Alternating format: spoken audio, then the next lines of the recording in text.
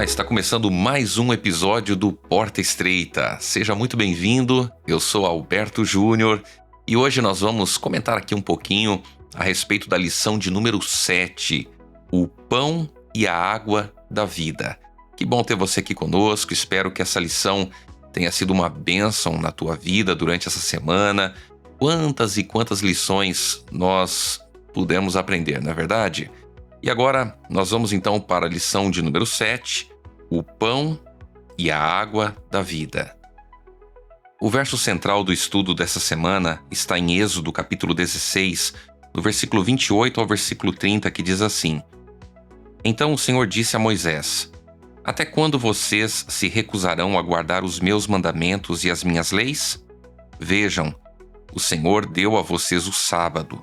Por isso, ele no sexto dia lhes dá alimento para 2 dias. Cada um fique onde está. Ninguém saia do seu lugar no 7º dia. Assim o povo descansou no 7º dia. Depois de deixar o Egito, Israel estava em uma jornada totalmente desconhecida para a Terra Prometida. E o povo enfrentou uma jornada longa e difícil, e eles precisavam aprender uma infinidade de novas lições. Então o que o Senhor faz? Deus dá a certeza para eles que eles seriam guiados e cuidados por Deus. O desejo de Deus era ajudar o povo a crescer, mas o povo deveria aprender disciplina, autocontrole, sacrifício, altruísmo, confiança no Senhor e, especialmente, obedecer à vontade de Deus, obedecer à vontade de Deus. E Moisés, ele era um líder presente, e o povo tinha que seguir sua liderança se eles quisessem triunfar. Era crucial que todos permanecessem juntos, cooperassem como uma comunidade e ajudassem uns aos outros. Havia muitos obstáculos e desafios pela frente. Grande parte do crescimento espiritual do povo dependeria de como eles iriam enfrentar os desafios e como responderiam a Moisés, especialmente quando os desafios eles começassem a aumentar. Segundo um ditado chinês, uma jornada de 1000 milhas começa com um único passo. Isso era verdade para os israelitas. Eles precisavam confiar nas instruções do Senhor a cada passo. Mas, infelizmente, como vimos ao longo dessa semana, eles não aprenderam essas lições de forma fácil. Eles passaram ali por várias provações, dificuldades, e eles agora aprenderam da forma mais difícil, da forma mais complexa que poderiam aprender. E a pergunta é, mas quem é que aprende as lições de forma fácil, não é mesmo? Às vezes, muitas e muitas situações na vida, nós aprendemos da forma mais difícil, da forma mais complicada, quando poderíamos ter aprendido de um jeito mais simples. Se tivéssemos confiado em Deus, obedecido à sua vontade, poderíamos viver uma vida com um aprendizado mais simples e mais fácil. A lição de domingo traz como título Águas Amargas. Nas narrativas bíblicas, diferentes papéis são desempenhados por diferentes personagens, bons ou maus, e precisamos prestar bastante atenção aos enredos, lugares, ritmos e vilões. No entanto, o elemento mais importante em um enredo, geralmente, é a solução da crise e as lições aprendidas. E não é diferente nesses relatos. Os episódios mostram que Deus ele traz solução e paz. No entanto, a sua obra é afetada pela incredulidade das pessoas. Devido à constante murmuração e desobediência, os hebreus experimentaram graves adversidades e até mesmo tragédias. Eles trouxeram sobre si muitas dificuldades por causa de sua incredulidade e indisposição para se arrepender. De acordo com Êxodo, capítulo 15, verso 22 a 27, depois de cruzar o Mar Vermelho, em que contexto o primeiro milagre foi realizado? Então, eles haviam visto tudo aquilo que Deus havia operado por eles, tudo aquilo que Deus havia feito. No momento em que eles estavam encurralados, Deus abre o Mar Vermelho e eles passam ali e os egípcios são totalmente destruídos. Eles viram o poder de Deus. Agora, os israelitas eles estavam com sede, porém, as águas eram amargas. O primeiro teste de fé para Israel, ele está associado à necessidade de água, e o que não é surpreendente por causa do ambiente desértico, quente e seco. Então, após 3 dias de viagem, o povo finalmente encontrou água, mas ela era intragável. Mara significa amargo, e como a água era amarga, a fé que Israel tinha no cuidado do Senhor logo se enfraqueceu. Eu não sei se você já teve muita sede, mas a gente pode ficar aí um bom tempo, talvez sem tomar água, mas vai chegar uma hora que a gente vai precisar beber água. A água é vital para a nossa vida e não tem como você ficar sem tomar água. E o povo agora, viajando durante 3 dias, imagine só a sede que eles estavam no deserto. E eles agora encontram água, só que quando vão experimentar a água era intragável, ela era amarga. E agora a fé do povo se enfraqueceu. Nós percebemos que a fé do povo de Israel estava muito atrelada aos acontecimentos, aquilo que Deus fazia, aquilo que Deus realizava, as dificuldades da vida. E agora, Deus reagiu demonstrando compaixão, e o primeiro milagre foi realizado com um pedaço de madeira. Obviamente, não foi a madeira, mas o Senhor que tornou a água doce e potável. O povo teve que aprender 2 lições importantes. A primeira lição é que é necessário paciência em esperar o tempo de Deus.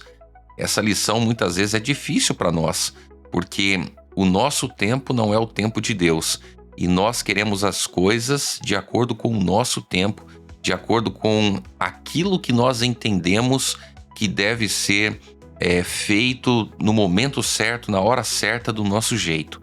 Deus tem um tempo certo, um tempo que muitas vezes nós não conhecemos, mas nós precisamos confiar, precisamos depender dele. E a segunda lição é que Deus age em cooperação com os seres humanos. Deus sempre vai fazer por nós aquilo que nós não conseguimos fazer, aquilo que é impossível para nós. E tudo aquilo que nós podemos fazer, nós devemos fazer, nós devemos nos dedicar, devemos dar o nosso melhor. Deus vai atuar na nossa vida a partir do momento que nós temos uma impossibilidade, que nós temos dificuldades para avançar. Os israelitas, com o passar do tempo, eles não deram o devido valor a muitas coisas e logo se esqueceram dos milagres que Deus havia feito por eles, pelos quais tinham acabado de cantar louvores, dizendo: Ó Senhor, quem é como tu entre os deuses? Quem é como tu, glorificado em santidade, terrível em feitos gloriosos, que operas maravilhas? Êxodo capítulo 15, verso 11. Ainda assim, mesmo depois de tantas queixas, o povo vendo o poder de Deus, os milagres de Deus, Deus prometeu que não traria sobre os israelitas nenhuma enfermidade que havia afligido os egípcios. Deus protegeria o seu povo. Mas eles poderiam experimentar essa promessa somente com a condição de que permanecessem fiéis ao Senhor. Eles estariam protegidos, eles estariam sendo cuidados se eles fossem fiéis ao Senhor, se eles obedecessem à vontade de Deus, fazendo exatamente aquilo que Deus estava pedindo, aquilo que Deus realmente desejava para o povo. Que provações e dificuldades você já trouxe sobre si mesmo? Que conforto você pode obter ao saber que Deus trabalhará em seu favor se você cooperar com Ele? Às vezes nós não entendemos como que isso funciona, porque nós pensamos assim: Deus vai me abençoar porque eu sou um filho dele, eu aceitei Ele como o meu Senhor e Salvador. Mas Deus deseja a nossa entrega, Deus deseja a nossa obediência. A obediência é uma demonstração clara de que nós aceitamos a Cristo, que nós aceitamos a sua vontade, aceitamos os planos dele para a nossa vida. Então, quando nós aceitamos, nós passamos a obedecer. e Deus deseja que nós venhamos cada dia mais obedecê-lo, fazendo a sua vontade. Na lição de segunda-feira, codornizes e maná. O povo agora, uma multidão que estava ali no deserto, estava faminta, estava com fome. Infelizmente, vemos um padrão de rebelião nessas histórias de peregrinação. O povo rapidamente esquecia a ajuda poderosa de Deus no passado e como ele havia solucionado seus problemas. Os israelitas permitiram que seus problemas ofuscassem o objetivo final e o futuro maravilhoso prometido. É um problema comum até mesmo entre o povo de Deus nos nossos dias hoje. Nós olhamos para o passado e muitas vezes nos esquecemos daquilo que Deus fez, daquilo que Deus realizou em nossa vida. Parece que nós estamos mais ligados com o presente, ligados com as circunstâncias que nós estamos vivendo, do que com aquilo que Deus fez, daquilo que Deus prometeu fazer para cada um de nós. Então, qual que foi a causa da murmuração dos israelitas e o que aconteceu depois, de acordo com Êxodo capítulo 16? O povo de Deus, eles estavam reclamando da falta de comida. Eles estavam ali famintos e começaram a reclamar. Então perceba que cada problema que os israelitas tinham, o que eles faziam? Eles reclamavam, eles murmuravam. E às vezes nós corremos o risco de agir também dessa mesma forma, desse mesmo jeito. Reclamar porque falta alguma coisa, reclamar porque tem dificuldades, reclamar por causa dos problemas da vida. Nós não devemos reclamar. Nós devemos confiar em Deus, devemos entregar a vida a Ele e entender que é Ele quem cuida de todos os detalhes da nossa vida. Então, nós temos várias tentações na Bíblia que estão relacionadas com a questão do alimento. Por exemplo, no Éden, a queda está relacionada ao ato de comer da árvore do conhecimento do bem e do mal. Nas tentações de Jesus no deserto, o primeiro ataque de Satanás contra ele foi por meio do alimento. Esaú perdeu seus direitos de primogenitura por causa de seu apetite incontrolável. Quantas vezes a desobediência de Israel esteve conectada ao alimento e à bebida? Não é de admirar que Moisés tenha lembrado as gerações posteriores, em Deuteronômio capítulo 8, verso 3. O ser humano não viverá só de pão, mas de tudo que procede da boca do Senhor. O maná foi um pão celestial que Deus deu aos israelitas nos seus 40 anos de peregrinação. E por meio dessa dádiva, Deus ensinou que Ele é o Criador e o provedor de tudo. Além disso, Ele usou sua provisão sobrenatural para mostrar como observar o sábado. É interessante que o povo durante 40 anos se alimentou aí do maná. E talvez você pode se perguntar assim, mas será que o povo não ficou enjoado de comer todos os dias o maná, de todos os dias ter ali o mesmo alimento? Veja, tudo aquilo que Deus faz é perfeito. O maná provavelmente era um alimento que atendia todas as necessidades dos filhos de Israel. O maná era o alimento que Deus havia provido. E olha que interessante, a cada semana 4 milagres aconteciam no meio do povo. O primeiro milagre, durante 5 dias, Deus dava uma porção diária de maná. Então, eles não podiam pegar mais do que o necessário, porque se eles pegassem mais do que o necessário para guardar para o outro dia, o maná estragava. O segundo milagre é que na sexta-feira era dada uma porção dobrada do alimento. Então, na sexta-feira, era o único dia que eles poderiam pegar uma porção dobrada para comer no sábado, porque no sábado o maná ele não caía. O terceiro milagre, o maná não estragava de sexta-feira para sábado. E o quarto milagre, nenhum maná caía no sábado. Deus estava constantemente realizando esses milagres para que o povo se lembrasse do dia de sábado e celebrasse a bondade divina naquele dia. Deus disse em Êxodo 16, 29, Vejam, o Senhor deu a vocês o sábado. Nós gostamos de nos alimentar, o alimento faz parte da vida humana. nós fomos criados com essa característica.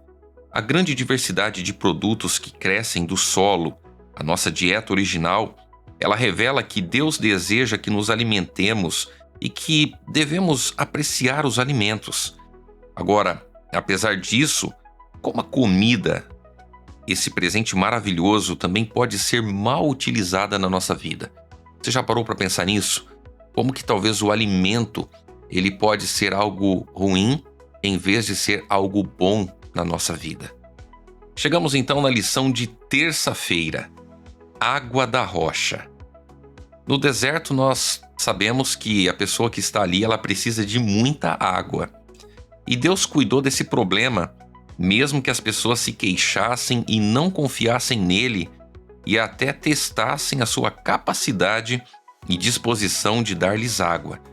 Em sua incredulidade, as pessoas olharam de volta para o Egito, mesmo depois de vendo todo o poder de Deus, toda a atuação de Deus, o povo volta novamente à memória do Egito. Em Êxodo capítulo 17, no versículo 1 a 7, nós podemos ver aqui uma lição que o povo deveria ter aprendido com esse incidente. O povo deveria ter aprendido a não testar Deus, porque Ele tem poder para prover todas as nossas necessidades. Então, Moisés agora chamou o lugar de Massa, que significa provocação, e Meribá, que significa reclamação. O Senhor deu água aos israelitas apesar de sua incredulidade. Esses dois nomes deveriam servir de lembrete para que o povo de Israel não provocasse a Deus nem reclamasse dele. Os israelitas questionaram seriamente a presença de Deus entre eles. Embora já tivessem visto muitas evidências concretas, não apenas de sua presença, mas também do seu poder e autoridade. Moisés, ele feriu a rocha, mas era o Filho de Deus que, velado na coluna de nuvem, estava ao lado de Moisés e fazia correr a água doadora de vida. Não somente Moisés e os anciãos, mas também toda a congregação que permanecia à distância, viram a glória do Senhor. Contudo, se fosse removida a nuvem, eles teriam sido mortos pelo terrível esplendor daquele que nela habitava. A água, ela é um símbolo de vida, porque sem água não há vida. Cada célula do corpo precisa de água. A água, ela representa entre 50% e 75% do nosso corpo, dependendo da idade da pessoa.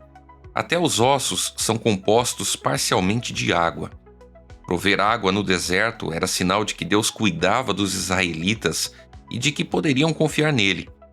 Mas para isso, eles precisariam obedecer à vontade do Senhor. Muitos séculos depois, Paulo lembrou aos crentes em Corinto que a experiência dos israelitas no deserto ela foi uma experiência única. O próprio Cristo não apenas os guiou, mas lhes ofereceu água, e ele também atendeu a outras necessidades espirituais e físicas. Paulo disse, em 1 Coríntios capítulo 10, versículo 4, beberam todos de uma mesma bebida espiritual, porque bebiam da pedra espiritual que os seguia, e a pedra era Cristo. Para eles, Cristo era a fonte da vida e o doador da vida eterna, assim como uma rocha é sólida. Deus guiou seu povo com fidelidade. Podemos contar com o Senhor, porque Ele jamais deixa de cumprir as suas promessas. Deus é fiel em todos os seus caminhos. Deus é fiel nas suas promessas. E nós não precisamos temer, precisamos confiar de que Deus vai cumprir as suas promessas. Agora pare para pensar. Quais são as áreas em que você precisa confiar em Deus hoje? Como aprender a se submeter à vontade de Deus e esperar o tempo de Deus? Por que isso nem sempre é fácil? Às vezes, nós colocamos a confiança no lugar errado.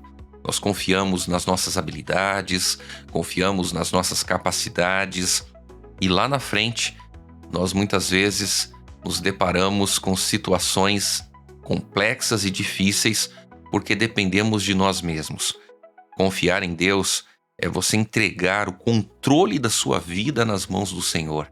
É você depender dele todos os dias. É você entender que Deus está além dos nossos problemas, das nossas dores, das nossas dificuldades, daquilo que nós enxergamos. Deus, ele sabe tudo e ele tem poder para todas as coisas.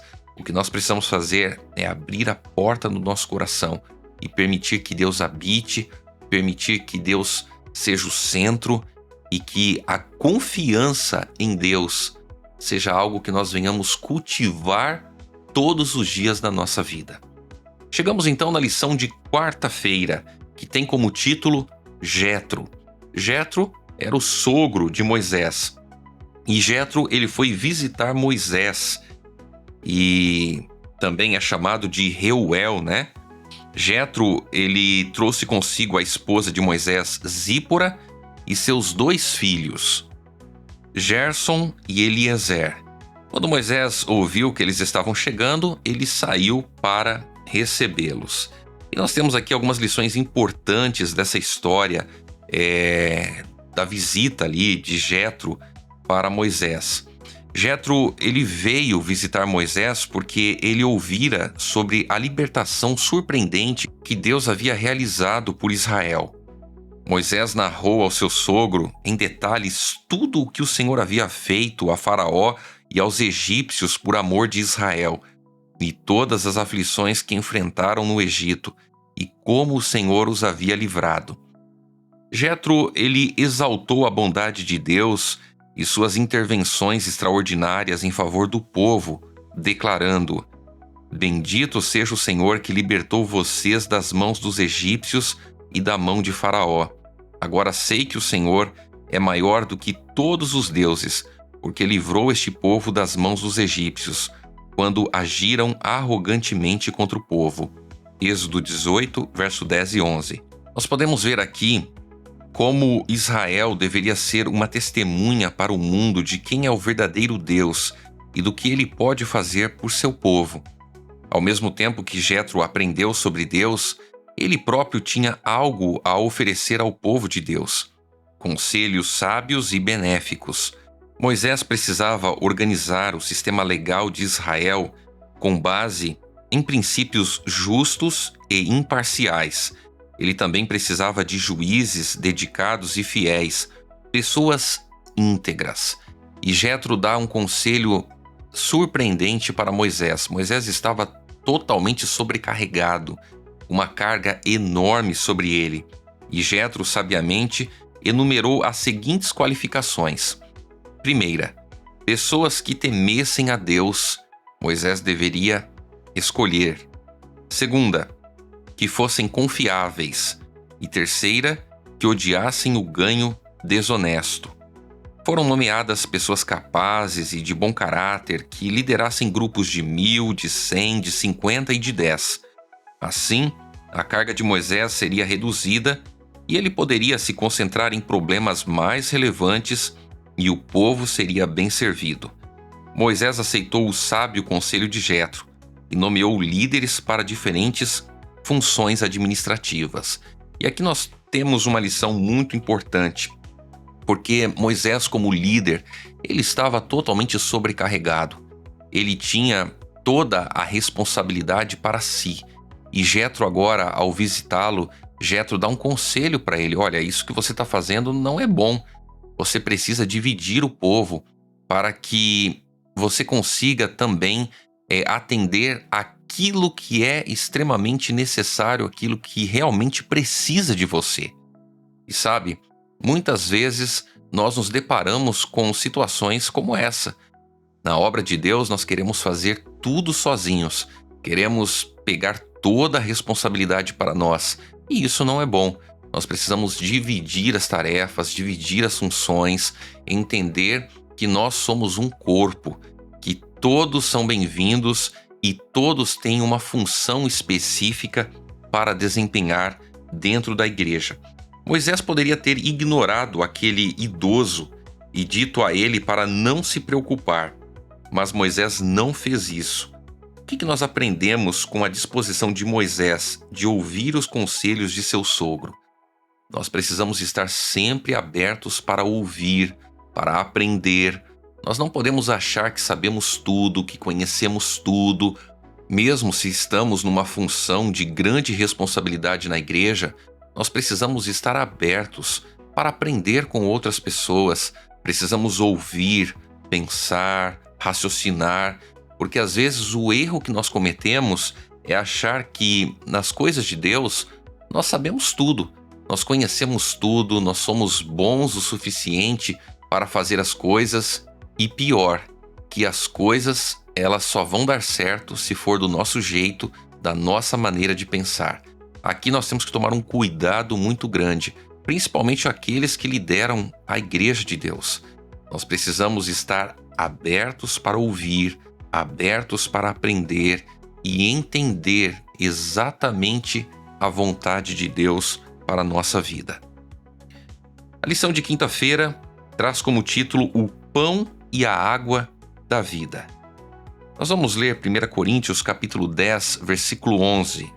A palavra de Deus diz assim: Estas coisas lhe sobrevieram como exemplos e foram escritas para a advertência nossa, de nós outros, sobre quem os fins dos séculos têm chegado.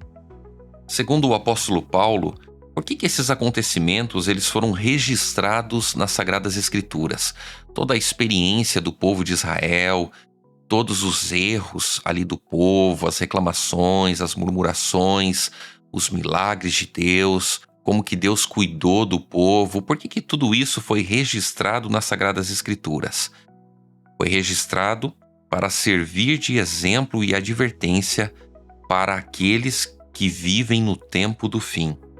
Paulo explicou que tudo o que aconteceu aos israelitas são exemplos e advertências para os seguidores de Cristo e os ajudarão a evitar os mesmos problemas, ou seja, eles aprenderão com esses exemplos.